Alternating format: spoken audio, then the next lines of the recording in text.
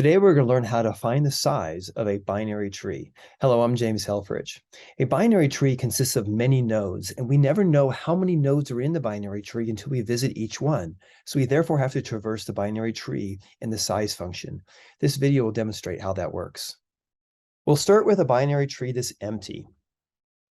When we execute size of b, we're going to get 0 because b is the null pointer. Now I'm going to have a single element in my binary tree, 7. It's going to have the left and right node as the null pointer. When I say size of b, I'm going to get 1. Now I'm going to have two nodes. I'm going to have the 2 and the 4 node.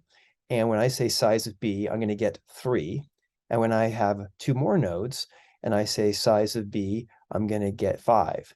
Now, what am I going to do when I set b arrow right to null pointer? This is going to cut off the 4 and the 8 node from the binary tree. And therefore, when I say size, I will get 3. So how does this algorithm work? We're going to use a left visit right traversal to visit all the elements in the binary tree. So if we are the null pointer, then we're going to return size 0 because there are no nodes. Otherwise, we're the size of the left tree plus the size of the right tree plus 1, which is the size of ourselves. Let's see how this works. Okay, I have a large number of nodes in my binary tree. And I'm going to first say, hey, what's the size of D? Well, I don't know because I have to check the size of the left subtree and the right subtree and add 1 before I can do that. So let's go to left subtree first. And what's the size of B? Well, once again, I don't know. I have to find the size of the left subtree and the right subtree. So then I have to say, what's the size of A? And once again, I don't know the size of the left and right subtree. So I'm going to check the left subtree, which is 0 because it's the null pointer.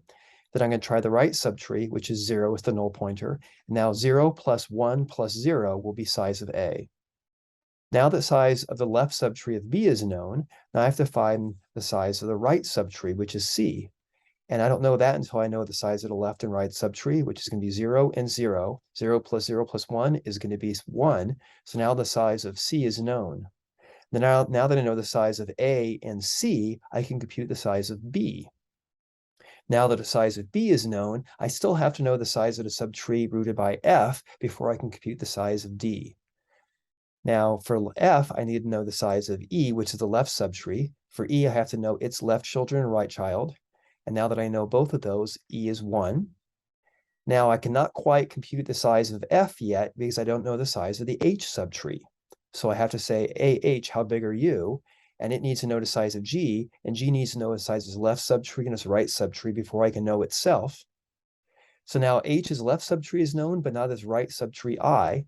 And once again, I, left, right, 1. Now that the size of G and I are known, I can compute the size of H. Now that E and H are known, I can compute the size of F. And now that F and B are known, I can compute the size of D, which will be 3 plus 1 plus 5, which is 9. And therefore, there are 9 elements in my binary tree. To learn more about how this works, take a look at the binary tree chapter of the C++ data structures textbook.